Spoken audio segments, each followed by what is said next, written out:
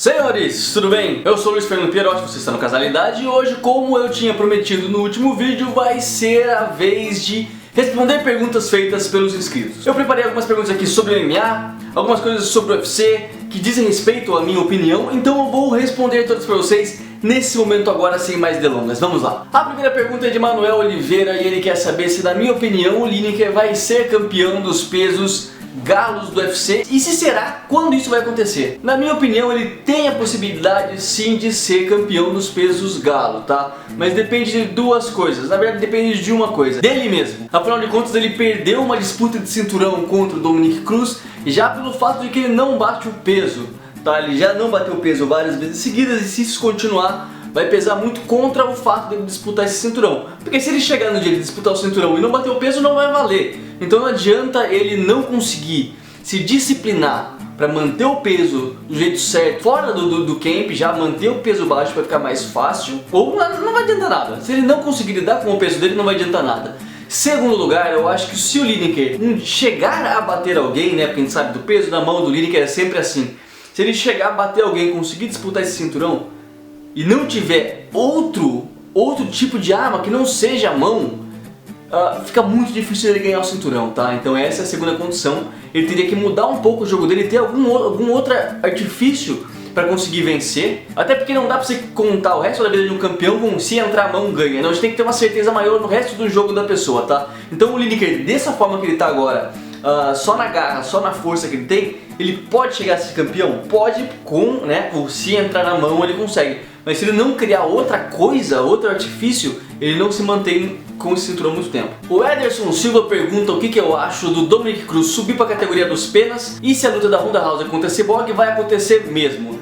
Então, cara, eu acho que a luta da Cyborg contra a Ronda não vai acontecer. Primeiro que agora abriram já a categoria dos pesos penas do UFC. Não abriram já, mas vai ser pro ano de 2017.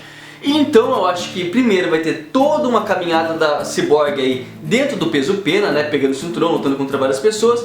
E a Ronda, que já falou que vai se aposentar logo mais e tudo mais. Então eu acho que são momentos de carreira meio díspares. Deveria ser um momento propício para as duas? Sim, porque a Ronda é muito nova. Então ela deveria estar crescendo, mas ela já percebe a dificuldade, ela não sabe lidar com a derrota. Eu acho que ela não vai fazer isso. Se acontecer, vai ser no peso de 63 quilos mais ou menos, 64 talvez, um peso casado bem pra frente. Eu acho que no momento, não. Até porque o Dana White já falou também de dar uma prioridade a uma revanche da Holly Holm contra a Ronda Rousey. Então, bem pra frente, eu acho que... E se acontecer? Eu acho que nem vai acontecer isso. Talvez seja, sabe, aquela luta incrível e super luta quando as duas tiverem 40 anos de idade, sei lá. Quanto ao Dominick Cruz, seria muito legal sim ver ele lutando numa categoria acima, contra o Aldo, contra o Holloway e tudo mais. Só que eu acho que isso não tá tão próximo de acontecer, porque o Dominick Cruz é um cara grande para a categoria dele, ele é grande pro peso galo. E junto com a movimentação dele, com o jogo de entrar e sair e tudo mais, ele cria uma vantagem muito grande contra os carinhas menores do que ele. Eu acho que ele perderia um pouco essa vantagem no peso pena. Seria bom assistir por causa da técnica e tudo mais? Seria. Só que eu não sei se ele teria essa coragem, né, de jogar um dos maiores trunfos dele, que é a movimentação mais a envergadura e tudo mais, fora, pegando pessoas do mesmo tamanho, tudo mais, gente mais alta do que ele está acostumado a lutar agora. O Wilber Carpe perguntou se o McGregor vai de fato fazer uma luta de boxe. Olha, a gente não pode pré-determinar o que ele vai conseguir fazer mesmo ou não. Eu acho que ele não vai fazer uma luta de boxe tão cedo, se fizer vai ser mais pra frente, até porque ele tem um contrato com o UFC e ele não poderia lutar em outra organização. Eu acho que isso vai valer também para organizações fora do MMA, tá? Ele é um funcionário do UFC. E mesmo se ele lutasse, não seria nada bom. A gente tem que pensar da seguinte forma: se exalta o que o McGregor faz no MMA da parte de boxe dele, que ele luta como um boxeador, consegue bater nas pessoas com muita precisão, consegue escapar, consegue fazer jogo de corpo, consegue defender com o ombro e tudo mais. Beleza. Só que por que se exalta tanto assim? Porque você está lutando MMA, o boxe é uma coisa diferente, ele implementa muito bem um conceito do boxe dentro do MMA. Acontece que dentro do boxe em si, quando ele lutar com outro lutador de boxe, tudo que ele faz não é novo para um lutador de boxe profissional, como é para um lutador de MMA. Então o modo dele se mexer, batendo, né, a entrada de soco, o pêndulo e tudo mais, não são coisas que o lutador de boxe não está acostumado, ele está acostumado, aquilo é o mundo dele. Então seria muito mais difícil, na verdade, pro McGregor conseguir bater numa pessoa que está acostumada a fazer isso e faz isso tão bem quanto ele. E até melhor, porque o cara é um atleta de boxe, lembrando disso. São muito mais rounds, você tem 15 rounds no boxe, né, de 3 minutos. então já é uma coisa que ele não está acostumado a fazer. Tem uma movimentação tão forte. Se ele fosse pegar um Floyd Mayweather, o cara tá há 20 anos invicto, e as pessoas começam a comparar o McGregor com ele pela forma de esquiva, de luta, sabe? Então ele estaria chegando num patamar de um cara que está acostumado a bater em tantos outros que lutam. É complicado, eu acho que não é jogo pro McGregor. Se ele for, ele vai ganhar muito dinheiro, mas não vai ganhar vitória nenhuma, na minha opinião. O lutador fez 4 perguntas, então vamos começar a responder rapidamente. A primeira pergunta é: como eu faço para entrar no grupo do WhatsApp? Para você entrar no grupo do WhatsApp, vamos fazer o seguinte: saiu pra você e saiu pra todo mundo. Você manda um e-mail pra casalidade@gmail.com, coloca que você quer entrar no grupo, coloca o seu número de telefone, eu coloco vocês no grupo, beleza? Esse link, vocês entram lá e mandam. A segunda pergunta dele é: qual seria pra mim o ranking de melhores lutadores da atualidade no UFC? É meio difícil de lidar com ranking, pra mim eu não gosto muito dessa ideia de ranking primeiro, segundo e terceiro, porque você desmerece alguns, coloca outros, sendo que o jogo de luta pra mim é muito distinto. Alguns são bons de uma coisa, outros são bons de outra coisa. Alguns jogos de luta casam com outros jogos de luta, então fica muito difícil.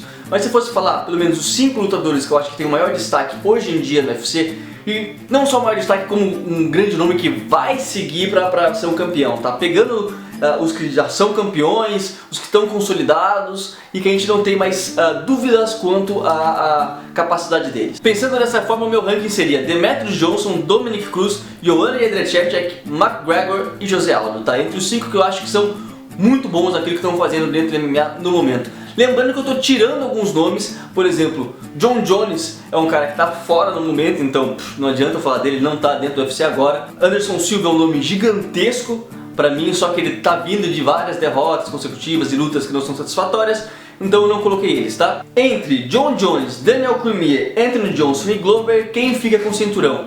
Na minha opinião, bom, em condições normais, Jon Jones ficaria com esse cinturão facilmente. Eu não sei, é complicado, sabe? Eu acho que entre Daniel Cormier e Jon Jones, o Jon Jones tem a vantagem pelo jeito de luta dele.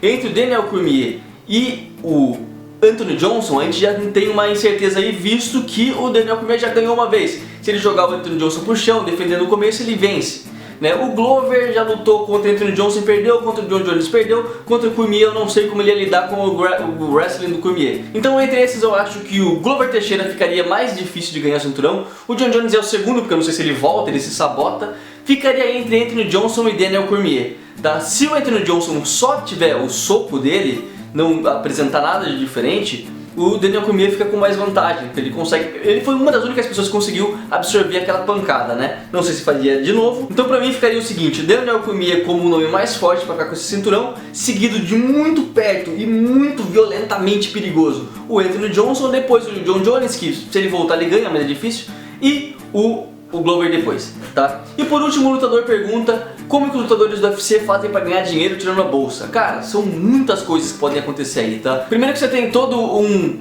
patrocínio que antes era dado um valor muito alto para os lutadores, porque você entrava no evento com o uniforme, com as roupas da marca e tudo mais, então você ganhava dinheiro a mais. Hoje em dia eles não têm isso, só que eles têm o patrocínio de treino, tá? Alguns são patrocinados pela própria Reebok, outros são patrocinados pela Adidas, são várias outras empresas. Então você tem uma porcentagem do dinheiro do patrocínio, você tem a sua bolsa, você tem o dinheiro que você ganha por fora também de pay-per-view, você pode ganhar com luta da noite, com nocaute da noite, tem várias outras possibilidades também de bônus a mais, além de propaganda, que todo lutador vai ter alguma possibilidade de propaganda. Basta você lembrar que depois do nocaute que o Anderson Silva deu no Belfort, ele fez muita propaganda, ele fez propaganda de Budweiser, de Burger King e tudo mais, assim como vários outros lutadores. O próprio Aldo é patrocinado pela TNT, se não me engano, faz propaganda da TNT também. Então você vai faturar também com propaganda, participação em programa e com empresas que você mesmo vai investir, como é o caso do Aldo também lá no Rio de Janeiro, que fez uma hamburgueria com o dinheiro que ele ganha. Então são coisas mais por fora, mais a ver com marketing, publicidade e tudo mais, que vai trazer um dinheiro melhor para o lutador, tirando aquilo do UFC, tá? Lembrando que o UFC não é um valor muito alto, tá? Eu não lembro exatamente dos números agora, vou trazer para vocês depois, mas não é um número muito alto que você ganha por luta não. Se você não for um grande nome, é pequeno, e se eu não me engano até suas 3 primeiras lutas é um valor bem pequeno mesmo.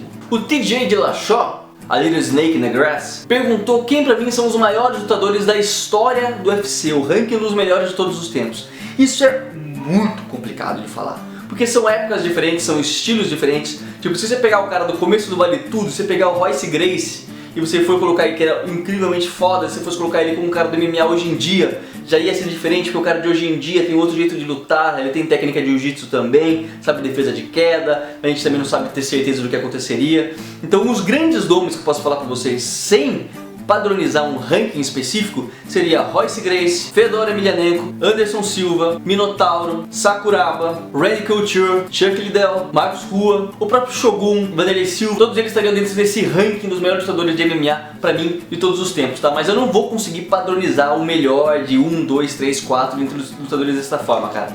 São lendas, são ícones grandes demais pra mim tentar pontuar alguma coisa, tá? Mas eles são os grandes. O Kaique Álvares mandou uma pergunta muito boa, que é: como o Elliott ganhou um round do Demetrius Johnson com um trabalho de movimentação diferenciada, golpes diferenciados, um jogo pouco ortodoxo, e a única pessoa que tinha ganhado do Demetrius Johnson antes foi o Dominick Cruz, que tem as mesmas características, se esse não seria o jogo para vencer o campeão dos pesos moscas? Galera, é possível sim. A gente tem que lembrar que também outra coisa que foi uma grande diferença do Demetrius Johnson lutar contra o Dominick Cruz e o Elliott foi a envergadura do tamanho dos lutadores perto dele, que eram muito maiores do que ele. Tá? Logicamente que é muito mais difícil você conseguir pegar uma pessoa que tem um bom jogo, no caso do Dominick Cruz, um bom jogo de entrada e saída, de bater no contra-ataque e tudo mais, um jogo de perna incrível, e no caso do Elliott sei lá, um jeito bizarro de lutar de pé que ele tinha, mas também funcionou porque você pega o cara despreparado, logicamente que tá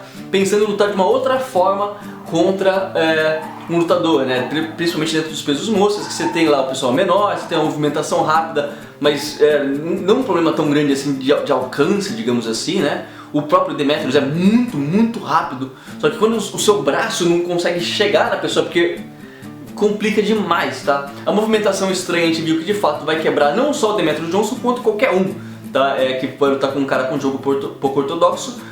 Vai ter uma dificuldade gigante de se encontrar na luta. Da mesma forma, por exemplo, que o próprio TJ Dillashaw teve uma dificuldade gigante contra o Dominick Cruz na última luta. O Faber não encontrou o Dominick Cruz e tudo mais. Então essa movimentação diferenciada sempre vai ser uma chave de sucesso aí contra lutadores incríveis como é o Demetrius Johnson, se você conseguir implantar de forma contundente. O Dominick Cruz conseguiu, o Tyron Elliott não.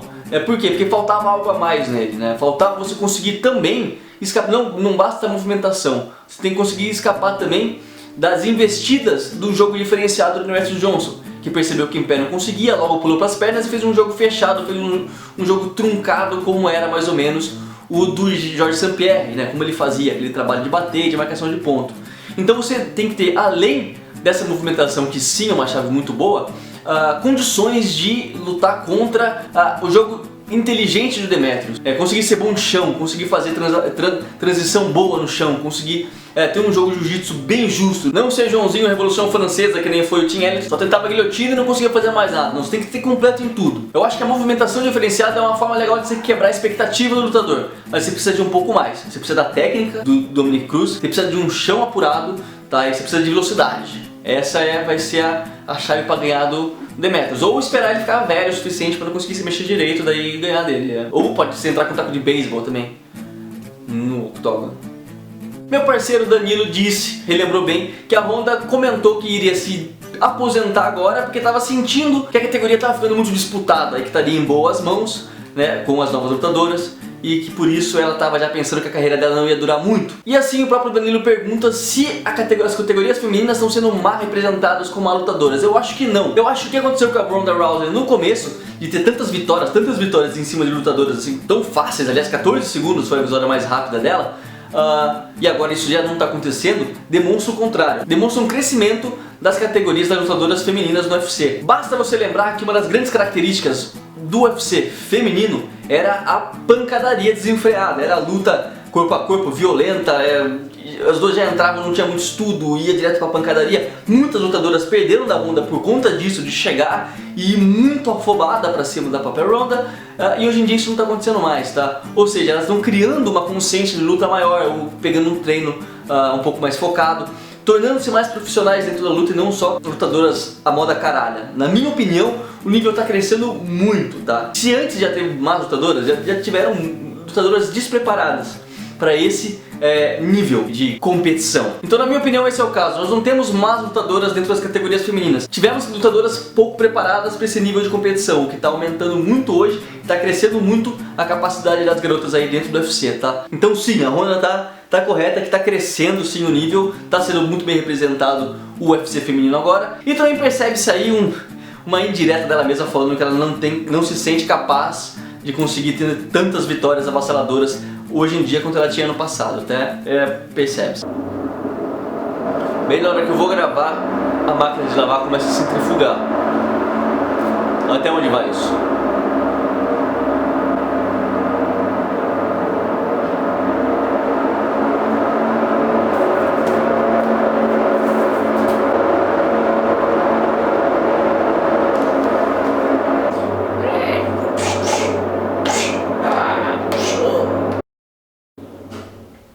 Parou. Pois então, eu estou voltando a gravar pra você no dia seguinte com uma roupa diferente e tudo mais, porque eu percebi que eu não respondi a pergunta do The Rock. E eu não quero ser uma pessoa que vai pular a pergunta de alguém sem justo. O The Rock disse que muito vem se falando, e é verdade, que o Khabib ganharia muito fácil do Conor McGregor. Mas também há esse risco do Conor McGregor saber mexer muito com a distância, saber lutar muito bem em pé. Ele me perguntou o que eu acho dessa disputa, o que seria mais perigoso. As quedas do Khabib no Nurmagomedov ou o jogo em pé do Conor McGregor numa futura disputa. A minha opinião é o seguinte, é 50-50, 50-50 para os dois. Por quê? Porque basta o Khabib se aproximar e jogar pro chão, que sem dúvidas nenhuma o jogo dele vai se sobressair, né, frente ao irlandês. Porém, para ele chegar até lá, fica muito difícil. Eu acho que o princípio, o começo da luta, tende a ser mais pro Conor. Como a gente viu no primeiro round da última luta do Nurmagomedov, ele chegou a tomar um soco na cara que deixou ele meio desbaratinado, deixou ele um pouco zonzo. Depois ele se encontrou na luta e conseguiu jogar o cara pro chão. Conseguiu trabalhar a distância, chegar perto, e ele passeou. O que a gente pode saber é que assim, seria tão fácil ele chegar perto do Conor? Se depois de um round, por exemplo, mais difícil, o Conor começasse a ficar um pouco cansado e o Khabib começasse a perceber a entrada ali, luta do Khabib. Mas a brecha pro soco do Conor McGregor talvez poderia ser fatal na luta, tá? Porque é um soco muito forte, muito preciso, muito mais do que o Michael Johnson quando bateu no Khabib, já deixou ele um pouco, né, desvariado. Então eu acho que não, essa ideia de que é uma luta ganha pro Khabib não me convence, assim como a ideia de essa uma luta ganha pro Nurmagomedov não me convence. É alguma coisa que ia ser de momento, quem vai conseguir impor o jogo primeiro, a movimentação dos dois, a forma como o Khabib vai buscar a queda. Se ele abrisse demais para chegar, ele pode se fuder. Se o Conor se movimentar errado ali na frente do Khabib, ele vai se fuder. Então é muito difícil lidar com essa questão. Galera, essas foram as perguntas dessa semana. Agradeço a todo mundo que mandou sua pergunta e participou. Lembrando que esse final de semana também a gente vai ter o UFC, a gente vai ter o UFC Van Zandt contra o Waterson. Um evento que vai dos vovôs, que a gente vai ter a despedida de Uriah Faber lutando contra Brad Pickett, e a gente vai ter os novão, que vai ter Serge Northcutt, vai ter Mickey Gall, vai ter Paige Van Zandt e vai ter a Michelle Waterson, tá? Para quem não lembra, o Serge Northcutt eu acho que todo mundo lembra do Serge Northcutt, que é o queridinho do UFC hoje em dia lá. Estavam tentando fazer ele crescer como um grande astro pela sua cara de boneco da Barbie. Mas é verdade, não demonstrando ainda uma grande técnica de lutador quanto se esperava dele no começo, tá? Por mais que ele tenha desde pequeno e tudo mais. Vai lutar contra o Michael Gall, que foi aquele cara que deu um couro no CM Punk e pediu o Serge Northcutt pra lutar contra ele, né? Foi uma sacada muito inteligente de conseguir lutar com um nome grande logo na sua segunda luta no UFC pra conseguir aí um status. E a minha aposta nessa luta é o Mickey Gall, tá? Eu acho que ele tem mais raça, ele tem mais técnica, principalmente de chão, para jogar o Serge Northcutt pro chão e vencer. E a Paige Van Zandt contra a Michelle Waterson, a gente tem que lembrar que a Michelle é a lutadora, uma das lutadoras mais experientes que a Paige Van Zandt vai lutar, uma das mais difíceis na minha opinião. Ela conseguiu uma grande vitória com aquele chute na cara na última luta, mas a gente sabe que era uma lutadora meio furrequinha que colocaram pra ela, né? Pra ser uma demonstração aí de quanto a Paige Van Zandt conseguia lutar bem pro público que assistiu ela no Dance with the Stars, que ela tinha ganhado o segundo lugar naquele campeonato de dança. Então foi mais uma demonstração do UFC pro público médio, pro público que estava assistindo pela primeira vez por causa da bailarina lá, ó o avião passando, ó, do que realmente ser uma lutadora e tudo mais, né? Então, ela ainda tá no começo, ela tende a crescer muito, ela tem muita garra de lutadora, que a gente viu pela luta dela contra a Namayunas, né, que ela não desistiu em momento nenhum, saiu de várias chaves e tudo mais, então garra e coração ela tem. Vamos ver se ela vai crescer tecnicamente. Eu queria trazer pra vocês alguns números das duas, pra vocês verem o quanto vai ser complicado um pouco essa luta da Paige VanZandt, tá? E em primeiro lugar, de altura, a Paige VanZandt ela leva vantagem contra a Michelle Waterson. Se eu não me engano, a altura ela tem 1 polegada a mais de altura e 2 polegadas a mais de envergadura de perna e de braço. Tá, então, na distância ela ganha uma vantagem, porém os números são os seguintes. O cartel da VanZandt é 7 vitórias, 2 derrotas e 0 empates. E o cartel da Michelle Waters são 13 vitórias, 4 derrotas e 0 empates. Ou seja, ela tem praticamente o dobro de tudo que a VanZandt tem. 7, 13, quase o dobro ali, 2 derrotas, 4 derrotas, então é o dobro, né, de lutas da Paige VanZandt. Em golpes significativos, a Paige VanZandt desfere por minuto 3,54 golpes, enquanto a Michelle 2,51, ou seja, um pouco menos, porém a precisão da Michelle é de 73,85%. Enquanto a VanZandt acerta 53,27% dos seus golpes, tá? Então, desfere mais golpes, mas acerta menos do que a Michelle Waterson. A Paige VanZandt defende 44,22% dos golpes que são dados nela, enquanto a Michelle Waterson defende 70,37% dos golpes. Defende muito mais. No jogo de queda, a média de quedas da Paige VanZandt é de 1,8, enquanto a média de quedas da Michelle Waterson é de 2,8. A Paige VanZandt tem uma precisão de entrada de queda de 40%, enquanto a Michelle Waterson tem de 100%. Então todas as vezes que ela entrou na precisão, ela entrou certinho na queda, tá? Ela nunca tentou pegar uma queda que não conseguiu. 43% para a Paige VanZandt contra 57% da Michelle Waterson no quesito defesa de queda. Então a defesa da Michelle Waterson também é maior. E a média de finalização da luta é de 2,86 para Waterson contra 0,9 da Paige VanZandt. Ou seja, tirando a altura e o número de golpes desferidos pela Paige VanZandt, todos as outras estatísticas são da Michelle Waterson. Então eu acho que é uma das grandes lutas boas para a Paige VanZandt se provar como uma lutadora técnica, uma lutadora que vai ter futuro, tá? Essa luta vai ser uma luta muito importante para a carreira dela. Galera, essas foram as perguntas respondidas essa semana. Se você gostou, por favor, se inscreva no canal, tá? Tem esse botãozinho vermelhinho aqui, aperta para se inscrever nele. Não vai custar nada, é rapidinho e você acompanha todos os vídeos aqui que a gente vai trazer para vocês, tudo bem? Curte o vídeo se você gostou, mande suas perguntas para uma semana que vem a gente fazer outra de perguntas, outro vídeo sobre perguntas. Essa semana tem mais um sobre as notícias que eu não fiz, então provavelmente vai sair no final de semana. Manda lá o seu número do seu WhatsApp para mim no casalidade@gmail.com para você participar do grupo, se você quiser conversar lá com a galera. Vão estar todas as redes sociais aqui embaixo, ok? E eu agradeço muito pela participação de vocês. Então,